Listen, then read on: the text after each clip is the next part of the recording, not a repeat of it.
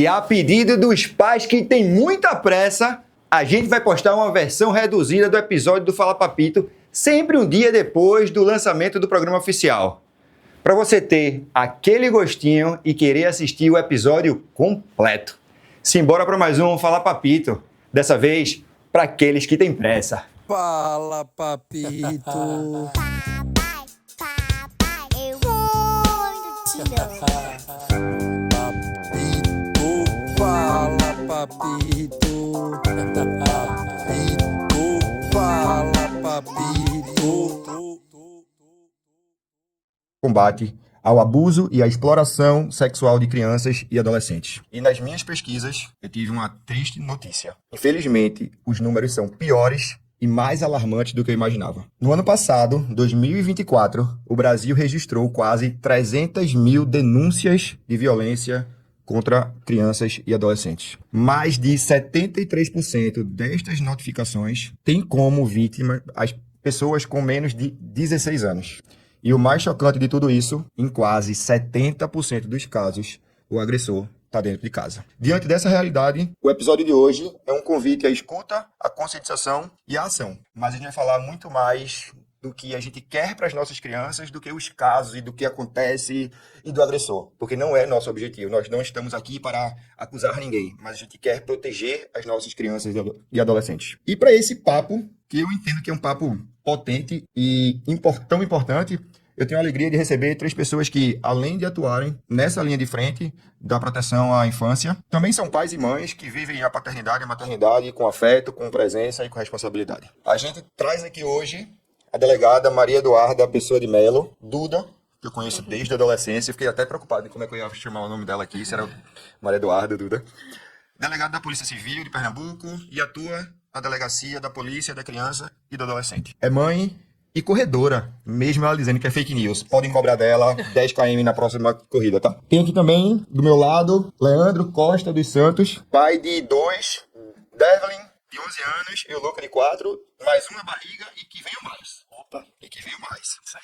É delegada de Direitos Humanos pelo Conselho Nacional de Direitos Humanos, empreendedor, é apaixonado por motocicleta e seminarista na Igreja Missionária O Farol de Olinda. Vai ser pastor? Quem sabe? Tem que ter o chamado, né? Tá certo, mas já tá no caminho, né? Então tá bom. Aí, caminhando.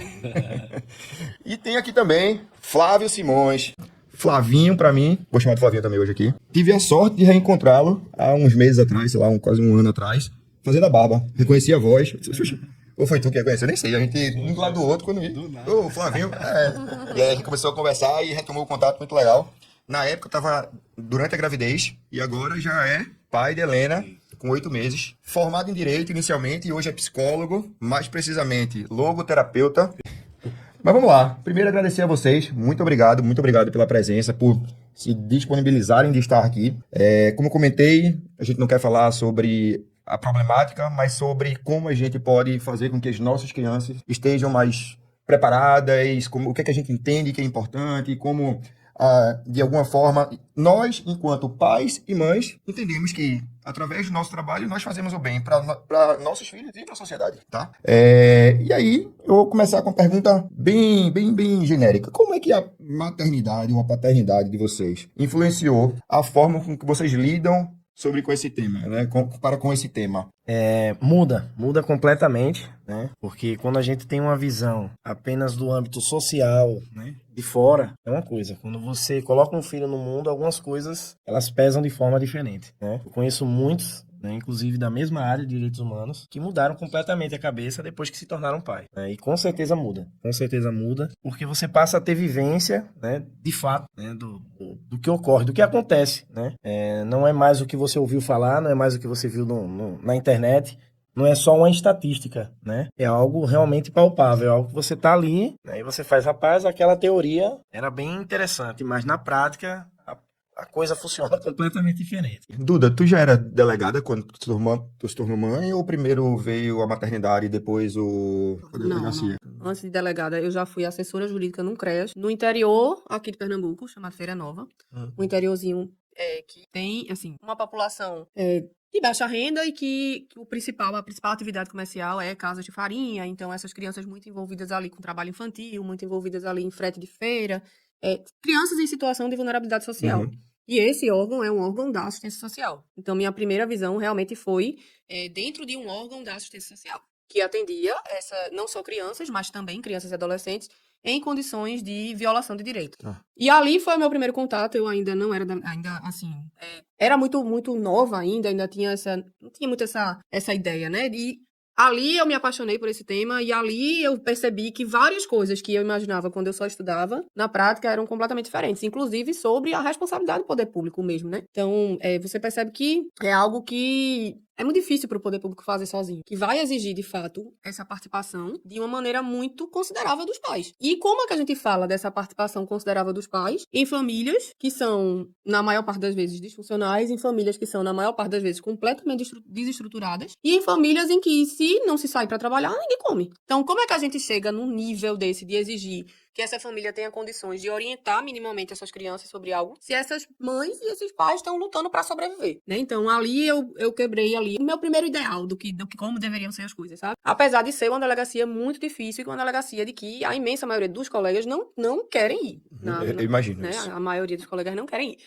Porque, de fato, é uma temática muito difícil, é uma temática muito brutal, né? Você vê criança e adolescente sendo vítima de crimes violentos, e a gente tá falando de crimes violentos de verdade, né? De crimes sexuais, de crimes de violência física. Então, isso é, de fato, muito difícil de digerir. Eu gosto dessa temática, alguém precisa fazer esse trabalho, e eu vou fazer. Porque alguém precisa tirar essa criança dessa condição. Se eu estou disposta a fazer isso, se eu tenho disponibilidade, pelo menos, de fazer isso, por mais difícil que seja, eu vou fazer. Então, isso sempre foi uma motivação. E depois de, assim, eu acho que meu primeiro ano, eu engravidei da minha primeira filha. E eu achava que não.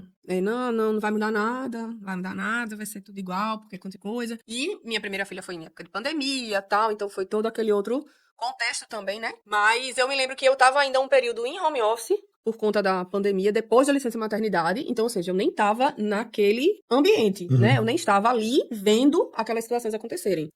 Mas só de pegar os inquéritos e só de trabalhar as investigações, porque eu continuava trabalhando na atividade fim, apesar de estar em home office. Só de pegar esses casos em casa, eu já me pegava, assim, não que antes eu não me emocionava, ou não que antes eu não me envolvia, mas eu me pegava tendo uma sensibilidade muito maior. Porque agora eu começava a enxergar e dizer, e a minha filha? E se fosse a minha filha? Né? E de pensar assim, como minha filha vive num mundo desse? E como é que ela se defende num mundo desse? E a partir daí o meu interesse passou a existir, não mais no sentido só de eu preciso reprimir isso porque eu preciso tirar essa criança dali. Mas passou a existir também no sentido de o que é que eu posso fazer para que a minha filha não seja vítima? Então, o que a gente vê, na imensa maioria dos casos, é a pessoa, é o pai, ou a mãe, ou o cuidador, que não esperava de jeito nenhum que aquilo pudesse acontecer. A criminalidade com a qual eu trabalho hoje é uma criminalidade daquela pessoa que passa completamente despercebido. É do pastor da igreja, é do um professor de escola, é um condutor de van escolar, é o pai, é o padrasto, é o vizinho, é um avô, é um padrinho, é um amigo,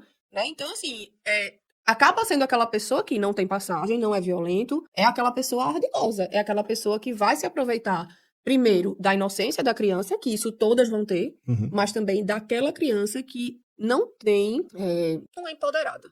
E tu, Flavinho? Porque tu já atendia antes, e aí vem a Helena, e aí... Aquela história do pai do menino pesa completamente. É muito difícil mesmo, porque assim, é um problema social, assim, né? Quando a gente fala da estrutura dos pais, realmente assim, né? Tipo, digamos que a nossa sociedade, desde sempre, ela já nos chama a sair de casa. Desde a Revolução Industrial, ali, a gente já tá saindo de casa para trabalhar. É mais importante a gente conseguir o material do que realmente tá dentro de casa, e a nossa sociedade vai sendo levada dessa forma. De alguma forma, realmente a gente acaba saindo de casa. E agora a mulher também. Exatamente. A principal linha de frente é a presença mesmo, tá próxima, tá conhecendo as pessoas que estão ao nosso redor. Quando a Helena chegou assim, comecei a perceber o quão a proteção que eu tenho com ela por conhecer os casos, né, pelo que acontece, pelo que eu vejo, chega a ser até um pouco ofensivo, assim, para alguns familiares.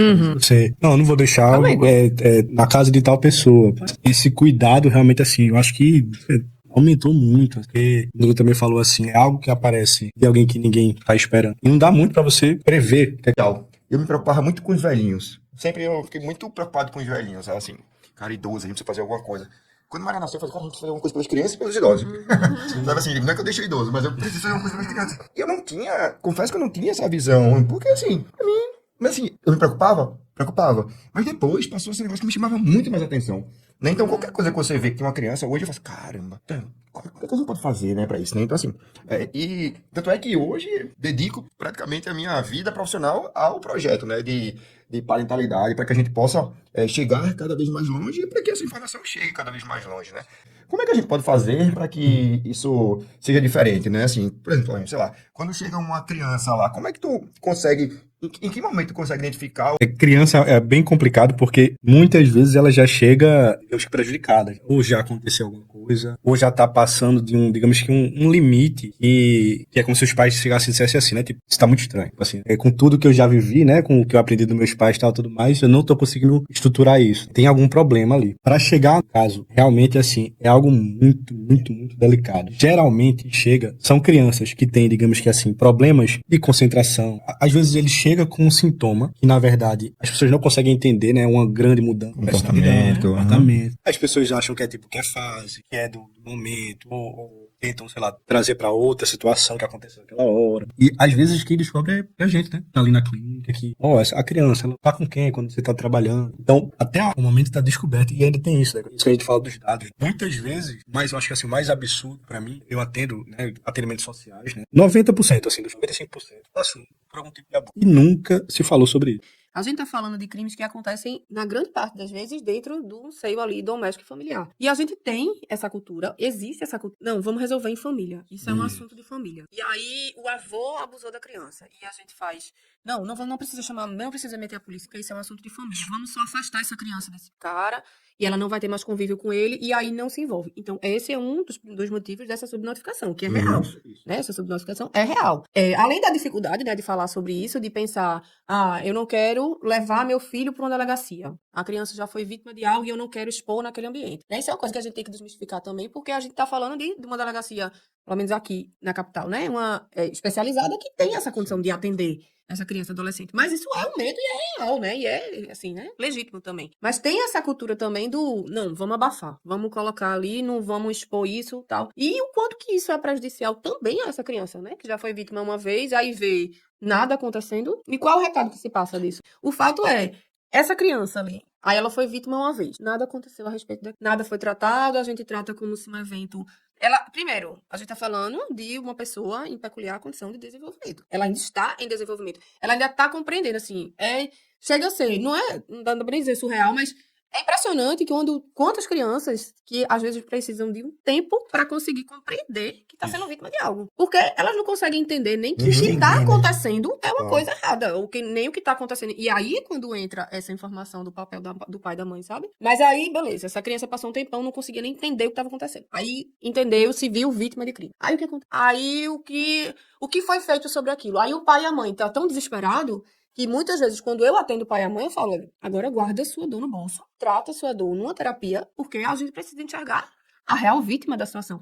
Todo mundo é vítima, mas a gente precisa entender quem passou pelo problema. E por mais difícil que seja, e é muito difícil para um pai e para uma mãe ter uma notícia como essa, imagina o quanto é difícil para quem passou. E a gente tem a cultura de vamos deixar pra lá. Vamos deixar pra lá. Não vamos falar muito disso. Não fala muito não para não chamar atenção.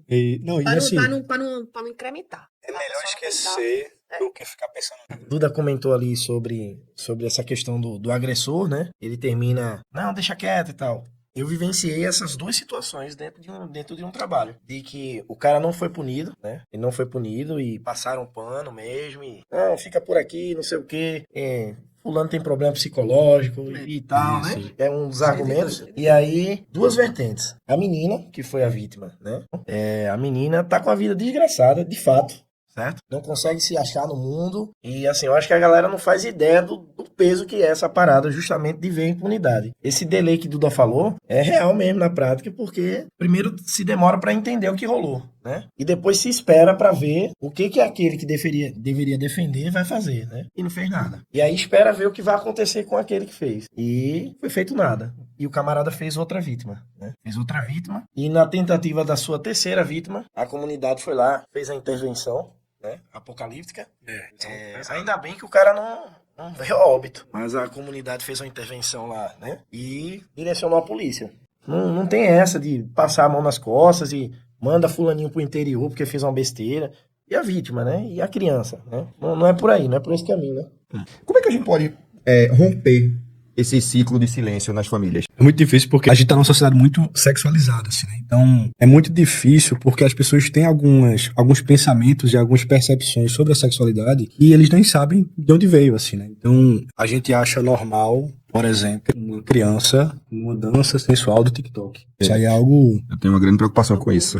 E é assim, é meio que assim, na escola, Uhum. você é um, sei lá, digamos, somos pais que estamos preocupados com isso, mas tem outros pais que dizem, "Não, mas não é problema, assim." E aí a gente vê, né, a filha ali vendo aquela criança, começa a perguntar, começa a ter essa discussão, né? Então, assim, e também isso, assim, né, tem gente que olha para esses dados e considera que, assim, não, jamais vai acontecer. Minha isso. família não. Na minha família. Então, tocar nesses assuntos é como se a gente precisasse, digamos que, desmistificar alguns tipos de pensamento, costumes, que parece que está intrínseco realmente na sociedade, assim, né? E que para chegar na sexualidade é algo muito complicado e assim, né, já com assim, a minha experiência de clínica, é assim, se a gente vai se preocupar primeiro com a sexualidade, é como se a gente tivesse se preocupando com um problema já. O que a gente precisa se preocupar é com ou evitar, de fato, o problema. Então, assim, como é que eu evito que uma criança, né, comece, assim, né, tipo, tem algum envolvimento ou que a família acabe sendo vulnerável a essa situação? Tem alguns pontos que a gente pode olhar que, justamente por a gente não ter esses costumes,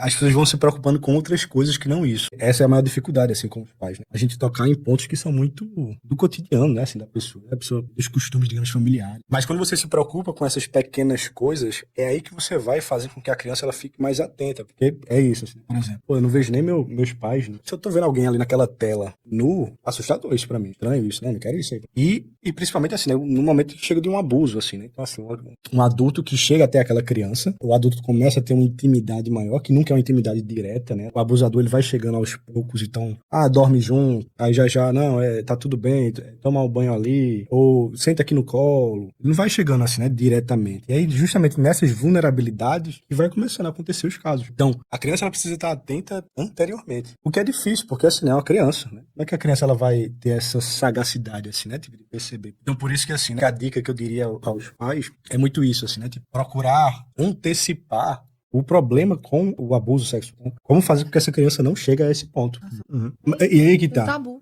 O problema do abuso sexual é porque é muito difícil para a criança prever antes de acontecer. A educação em relação ao abuso sexual, ela é boa para, assim, justamente casos que você já tá vendo ali, né? E socialmente a gente vê que tem muitos casos. Mas, assim, o ideal mesmo era que a gente aprendesse isso em casa, né? Que Quando eu falo educação sexual, é educação sexual em casa. em casa, E a realmente. educação sexual, ela tem que ser, quando a gente fala assim, então, educação sexual, ensinar sobre sexo. Não é ensinar sobre sexo, porque Isso. existe, assim, pelo menos a nossa geração tem essa coisa mais tabu de falar. Minha mãe não falava sobre determinados assuntos comigo, porque não tinha nem jeito de acessar, né? E a gente tende a pensar que tudo que tem a palavra sexual é aquela coisa assim, meio proibida. Taxa lá, 18 anos. Não, a educação sexual adequada à idade, sabe? Então, a educação sexual é ensinar sobre parte do corpo. A educação sexual é ensinar sobre consentimento. A educação sexual é ensinar sobre privacidade. Isso tudo é ensinado na troca de fralda. Parte do corpo. O que isso é importante? Quando eu pego meus casos de crianças vítimas de abuso sexual, essas crianças falam de partes do corpo de uma maneira... você sabe o que são as partes íntimas? Ela não consegue saber nem que parte íntima é exatamente aquilo ali. Ela não tá entendendo nem direito o que tá acontecendo. E a gente tá falando do outro lado, de um abusador, de um agressor, que vai explorar exatamente isso. Então vai explorar exatamente de dizer, não, por que aqui eu não dou um beijo na bochecha? Por que eu não posso dar um beijo aqui? E se ela não tem noção de privacidade, se ela não tem noção de intimidade, se ela não tem noção de consentimento, do que pode e do que não pode, pra ela, então, aquilo dali é muito fácil de se convencer. Porque essa é a grande sacada. Talvez isso não vá impedir que ela seja vítima. Mas, com certeza, isso vai fazer com que ela perceba que algo tá errado. E aí a gente entra no outro ponto, que é se essa criança tem também um canal de comunicação aberto com os pais. Porque aí também tem a outra parte. Não adianta ela identificar que algo tá errado e não ter pra quem contar. Ou identificar que algo tá errado e não sentir que o que ela fala importa. Porque não é só sobre, com quem eu conto. E o que eu conto faz diferença? E o que eu falo influencia em algo? E o que eu falo, alguém acredita? Então, assim, são imensas as situações, uma grande parte das situações em que a criança fala, não, contei, mas minha mãe não acreditou. E a primeira tendência é essa. A gente entende a fase do desenvolvimento, sabe que a criança tem muita fantasia ali, tem uma faixa etária ali que vai fantasiar, que vai trazer muito do que é real misturado com o imaginário e tal. E a gente precisa ter esse equilíbrio, mas a gente é adulto pra isso. Mas a gente precisa acreditar, a gente precisa dar credibilidade. E a gente dá credibilidade pra essa criança sentir que ela influencia quando ela para e fala assim: ah, mãe, não quero brincar disso, não. Quero brincar de outra coisa. Mãe, não quero fazer tal coisa agora. Quero fazer daqui a pouco. E você escuta. Porque ela tem poder de influenciar sobre as coisas que acontecem. Então, aí ela percebe que o que ela fala é importante. Aí o que ela percebe que quando ela fala, importa. Assim, rotineiramente, mensalmente, várias escolas a gente vai para poder fazer esse tipo de conscientização, esse tipo de abordagem. Então, essa conversa para que a gente desperte esse interesse, não só para as crianças, mas também para os pais de entenderem essa responsabilidade. Porque a gente tem hoje ainda mais um problema, que é a internet, né? Então, assim, a criança não sabe em casa, vai descobrir na internet, né? E às vezes você pode ser aquele pai que vai controlar, que não dá acesso à tela, que a criança não tá desvigiada, não sei o quê. Aí na escola tem aquela criança que tem acesso desde pequena. E aquela criança já teve acesso a um conteúdo. Então, assim, existe uma pesquisa que fala que o acesso a conteúdo com pornografia infantil, atualmente a média de idade é aos 9 anos de idade. 9 anos de idade. Até medicina mesmo, assim, né? Por exemplo, normalização da masturbação de uma criança muito nova. Tipo assim, é da cultura, assim, né? A gente vê que, como, digamos que a pornografia chega mais cedo, a sexualidade chega mais cedo, as músicas trazem isso. E você, é mais um daqueles conceitos que você pergunta assim, mas de onde é que tu tirasse isso? A gente já vai ter falado mais sobre isso, mas a gente está desenvolvendo um projeto de educação parental, né? Então, assim, que são aulas gratuitas sobre tudo e qualquer coisa que vá fazer o pai, a mãe, o cuidador ser uma pessoa melhor para ela e para as crianças. E educação sexual, sendo bem sincero, eu não tinha pensado nisso ainda, não está na minha listinha, mas precisa constar porque é super importante. Porque, assim, tem muita coisa que, assim, eu me preocupo até com a escola. Por exemplo, eu falo pra Maria sempre, quem deu banho em você? Né? Eu quero conhecer quem é a pessoa que dá banho nela. Eu quero saber quem é, velho. Sabe assim? Não importa, mas eu amo, não sei o que, amo tia fulaninha. Eu falo, então, beleza, mas quem é ela? Eu quero saber quem é ela. Né? Pra poder... Na reunião de apresentação assim, da escola que a gente tava conhecendo. Aí a pessoa lá falando, vários pais, aí a pessoa falando, aí eu, quem troca a fralda das crianças? Aí a pessoa, não, tem uma pessoa, não sei o que. Eu, não, mas quem na sala vai trocar a fralda das crianças? Não sei o que, meu marido. Todo mundo vai achar que tu é completamente maluca. Aí eu, não tem problema. Tô nem aí. E quando ela volta, ela pergunta, quem trocou a tua fralda? E aí, quem é que faz? Como é? Tal. E falar sobre essa troca de fralda aí. Essa troca de fralda pode acontecer, outras pessoas vão precisar lhe ajudar por enquanto na sua intimidade. Mas essa troca tem que ser rápida, essa troca não é pra doer, essa troca não é pra fazer cosquinha. Não se faz cosquinha aí. E também complementar tudo isso, tipo, a grande dificuldade da criança, e por isso, assim, é abuso, né? Por isso que a gente fala que criança é muito cedo, tem acesso a isso, é que muitas vezes a criança ela não consegue, de fato, entender exatamente a coisa. A construção de conceitos na cabeça da criança é algo muito, muito complexo, assim, né? Então, por exemplo, a criança não consegue explicar, por exemplo, felicidade, sabe? Às vezes, né, quando eu tô alegre, quando não tô... Mas, sei lá, assim, é um conceito mais profundo, assim, né? Justiça, fidelidade. São conceitos que são muito mais complexos, que ela pode até, tipo, por exemplo, né? Ter atos de justiça ou atos de fidelidade. Mas se eu perguntar ela assim, filho, o que é isso aí, né? O que é essa justiça aí? De onde é que tu tirar assim? Não vai saber explicar, né? Então, na sexualidade também vai ser dessa forma. Então, o grande perigo também é justamente esse, assim, né? Veja, a sexualidade, ela se dá início, assim, realmente, o entendimento daquilo, muito mais distante do que geralmente as pessoas começam a conversar sobre isso, assim. Né? Então, a puberdade mesmo. Na verdade, assim, dos 8 aos 12, a criança já começa a ter, digamos que, algum tipo de compreensão, assim, né? Aos 7 anos é a idade da razão, que assim, quando ela começa a conseguir fazer ligações mais complexas. Então, eu digo isso, eu acho que tem algumas crianças que, além de chegar mais cedo, ela também consegue imitar muito. Então, assim, se ela vê que os pais fazem isso, o que é um costume dela, ela começa também a fazer esse tipo de prática. É que tem muito disso, né? De chegar, fazer a pergunta que supostamente seria inconveniente, mas não, eu quero entender, não, eu quero saber, não, eu quero estar ali, né? Tipo, essa pergunta da troca de fralda e tal. Então, a criança olha para aquilo e diz, caramba, eu preciso ter essa atenção também, assim, né? E começa a imitar isso. Mas o desenvolvimento do conceito da sexualidade, por exemplo, é muito mais profundo. Por isso que quando chega na clínica, quando chega, geralmente é a pessoa mais velha. E cheia de problemas, assim, na cabeça. Porque dessa coisa do encontro pessoal, muitos problemas, às vezes, com a própria sexualidade, no relacionamento, ou até construir relacionamentos mesmo. Porque até um certo momento ela não entendeu que o problema era a sexualidade ali. Não era só um problema de violação, porque é isso, assim, na educação sexual a criança vai entender que passaram um limite. Aí assim, né, tipo, mas ela não vai entender que limite foi isso, assim, a profundidade desse problema. E ela só vai entender isso depois. Então por isso que até, assim, quando a criança descobre e, sei lá, tem um apoio e tal, tudo mais, mesmo que ela descobre e tem um apoio e tal, tudo mais, ainda assim, o acompanhamento dessa criança precisa ser muito delicado. Digamos assim, ela sente um sentimento ruim, mas ela não sabe nomear isso. Ela sabe dizer assim, fiquei angustiada, fiquei triste, mas Entendi. fui abusada. Sim. É algo mais complexo. Então, por mais que a mãe chegue, o pai diga assim, filha, você passou por um abuso, tal, etc, etc, ainda assim ela vai ficar tipo... Que talvez nem seja uma conversa que os pais queiram ter, né? Porque se os pais não querem ter com ninguém, com entre eles, ou com a família, ou com a polícia, com o filho é que não vai ter mesmo. Né? Então, acho que é um papel muito... Vai caber muito ao terapeuta, né? A ajudar aí, nesse ponto. E faz sentido isso que você fala, porque a criança ela não tem a dimensão do que é aquilo, então ela talvez só vai refletir no futuro. Mas até lá, muitas coisas podem, inconscientemente, já podem ir aparecendo, né? Que mudança de comportamento, e aí um hábito que muda de uma hora para outra, mudança de humor, né? O que... Baixar a nota. Complicado mesmo. Começar a não querer encontrar com algumas pessoas. Ou até Consciente, mesmo, consciente. o abusado se Subconsciente, tornar um subconsciente. abusador, né? Uhum. Que isso também ocorre. Que é né? bem comum. O abusado é bem comum, se tornar o abusador, né? Então, não Ou fizeram aquela nada criança mesmo abusada ser abusada novamente por outra pessoa. E outra e pessoa, normalizar, e e outra de pessoa. repente até... E achar que achar aquele que é o isso é lugar que lhe normal. cabe. Passando o programa, eu tô ficando mais preocupado do que quando eu comecei, porque eu tô começando a olhar sobre algumas óticas que eu não avaliava antes, sabe? Quais sinais, na verdade, de um comportamento abusivo a gente consegue perceber, assim, de longe? Esse é o primeiro. Mudança de comportamento é o que normalmente pra gente chama mais atenção. Essa mudança de comportamento, essa baixa de rendimento escolar, essa mudança de atitude com pessoas de determinado sexo, ou essa coisa essa agressividade, aquela criança que nunca foi agressiva, que passa a ser muito agressiva e começa a ter esses ataques de raiva, porque não consegue nomear o que tá sentindo e quer colocar aquela dor em forma de agressividade. Uma das coisas que a gente sempre fala, e que eu falo muito também, que eu defendo muito, é a gente precisa encorajar as pessoas a falarem, a denunciarem, porque às vezes aquele agressor tá em casa, e às vezes a gente tá falando de um pai ou um padrasto ou alguém próximo, e de uma mãe que não é conivente porque concorda, mas que é conivente porque não sabe como reagir, porque não sabe o que fazer, porque é dependente emocionalmente, financeiramente, porque Tem tá ali medo, né? envolvida, Isso. porque tem medo, porque não sabe como sair daquele problema.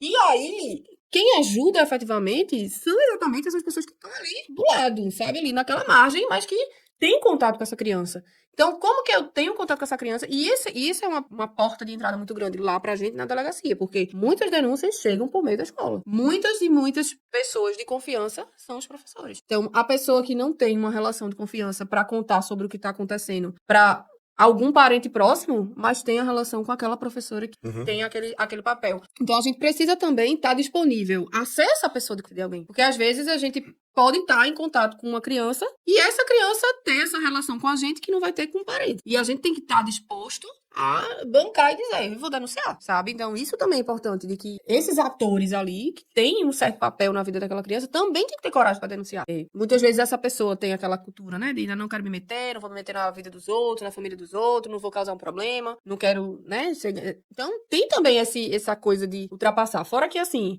vou me envolver, vou procurar a polícia, vou denunciar formalmente, vou noticiar o crime, vou depois ficar preso a isso, vou ser testemunha, vou falar e não sei o quê. A pessoa já gera pondera uma 1000 resistência, vezes né? antes de tomar aquela atitude. Mas, assim, você pode salvar essa criança. Talvez seja só você, né? E aí eu quero te fazer uma pergunta, Duda. Quais são hoje as formas de fazer uma denúncia? A gente pode procurar a própria delegacia. Qualquer delegacia tem atribuição para fazer o registro do boletim de ocorrência. Então, é possível fazer por meio do boletim de ocorrência. É possível fazer através do canal do Disque 100. Você pode fazer de forma anônima. É possível ligar também. Aqui o DPCA também tem um canal de denúncia, um telefone para denúncia, que é possível também. Flavinho, me fala 2 comentários assim que eu queria que tu fizesse. Um é sobre o acolhimento, como acolher essa criança. E a outra é como é que esses traumas eles podem seguir depois, se esse acolhimento não for ouvido, como o Duda comentou, que muitas vezes isso não acontece, ou atendido. Qual é o teu olhar sobre isso? A primeira coisa é assim, né? Quem vai acolher precisa desmistificar um pouco a sua percepção sobre a sexualidade. Tem um vídeo no YouTube que é muito bom, que é a criança chega perguntando pra ela assim, né? Quem é virgem?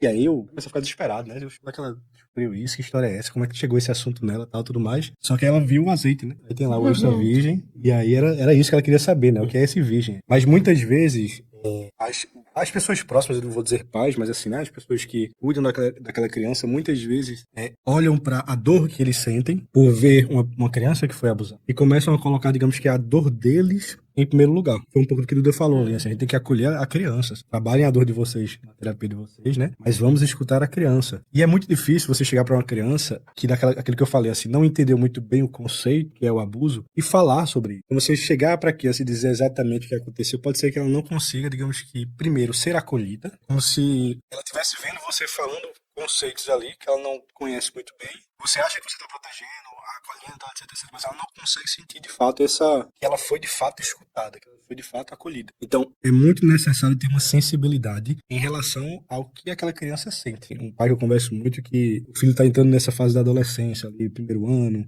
que é hoje 14, 15 anos, ele preocupadíssimo, assim, né, às vezes outro traz alguma coisa assim, Fábio, aconteceu isso e tal. Eu digo, cara, fica perto, assim, né? Ele precisa confiar em você, ele precisa estar próximo de você, ele precisa poder falar com você sobre isso. Então, o que eu digo é assim, o acolhimento é muito mais você escutar do que você falar. Então, às vezes, você não vai, assim, né? Por exemplo, você tá com um discurso pronto. Sei lá, você viu que aconteceu aquilo ali, você chega no quarto, sei lá, a criança tá ali, é triste, e você já tá com um discurso que você já conhece o que é e tal, e tenta falar sobre os preconceitos, os problemas, e tá tudo bem, não sei o quê. E a criança não teve tempo nem de falar o que é que ela tá sentindo, que realmente... E essa fala, que foi o que o Dudu também falou naquele momento, de conseguir tirar de dentro de si essa emoção. Então, o que a gente consegue fazer é dar essas ferramentas e esses conceitos para ela conseguir se expressar. Então, aos poucos, ela vai começando a entender esses conceitos mais complexos. Então, invadida, abusada. Só que é isso. A criança, infelizmente, ela vai demorar um pouco a entender isso. Então, ela precisa realmente, assim, ter o acolhimento, a escuta. Quanto mais a gente consegue dar esse desenvolvimento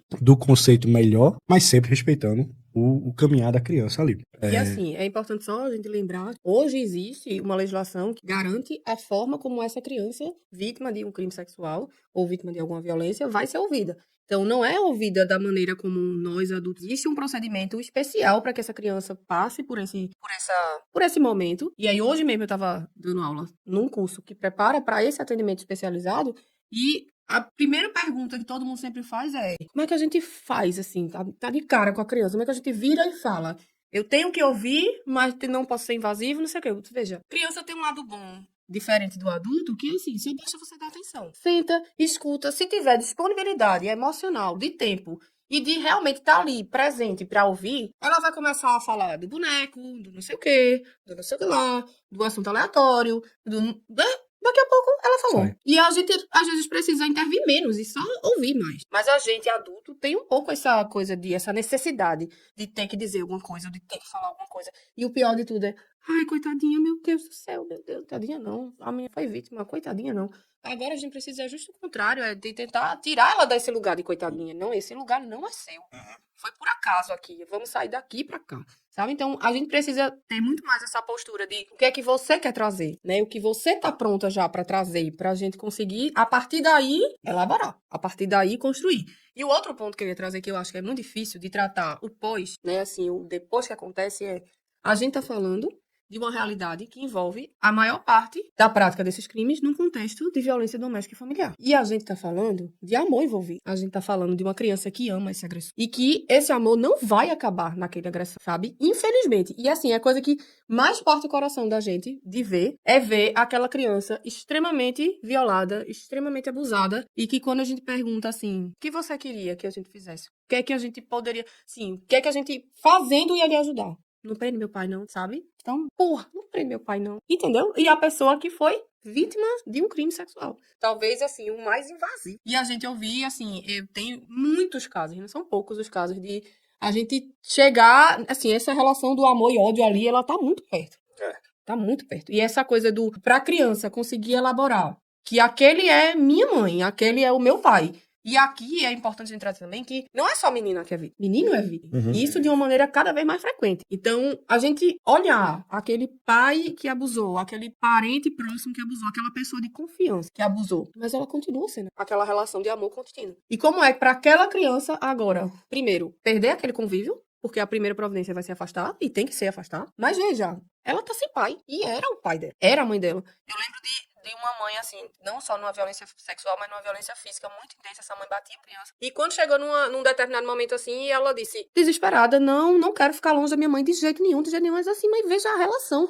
Essa mãe não tem nenhum tipo de amor, assim, toda a conversa dela com essa criança é de violência, todo contato é de violência, e ainda assim ela não quer ficar longe da mãe, mas essa é a mãe dela, sabe? Então, pra claro. gente que tá fora, às vezes é muito fácil sentir essa raiva, sentir essa coisa de tem que afastar mesmo, essa pessoa não presta, horrível, péssima, mas pra ela não. E isso é mais uma coisa que ela tem que elaborar, porque é mais esse rompimento é o segundo momento em que ela é vítima. Ela é vítima do crime e depois ela é vítima pelo rompimento. Porque essa pessoa é uma pessoa com quem ela tinha uma relação de amor, né? Então essa coisa é ainda mais difícil no pós, da gente, né, abordar e conseguir, né, tirar ela dessa situação, né? Os pais, eles são assim, a fonte de tudo da criança ali, né? Verdade, de amor, de felicidade. Todos os conceitos que a criança aprendeu começam ali. Então, imagine você perder, sei lá, metade do seu mundo, né? Por um ato, a criança acaba nem entendendo. Nem entendo. E aí, vou perder metade do meu mundo por causa disso. Não, calma. De fato, tem que ser muito cuidadoso. Eu E acho que... respeitoso até, sabe? Isso. Porque é muito fácil eu ter raiva e esperar que ela tenha raiva também, né? E aí você fica aquela coisa meio impaciente. Como assim mesmo? Tu tá querendo amar uma pessoa que fez um negócio desse. Então, é muito respeitoso mesmo. É um lugar de Isso. muita empatia mesmo, de você olhar e enxergar e dizer, deve estar muito difícil pra ela passar por isso. Né? E você ter esse cuidado de dar esse espaço, respeitar, apesar de você estar morrendo de ódio por dentro. Perfeito. Então, se hoje, né, alguma das coisas que a gente falou aqui tocou, mexeu com você, eu acho que fica o sinal que a gente precisa e que você também concorda com o que a gente está falando e que a gente precisa fazer alguma coisa. E antes de terminar, eu quero fazer um convite, mas é um convite diferente. É um convite para a gente se incomodar. Porque não dá mais para a gente viver em paz quando tantas infâncias estão sendo interrompidas em silêncio.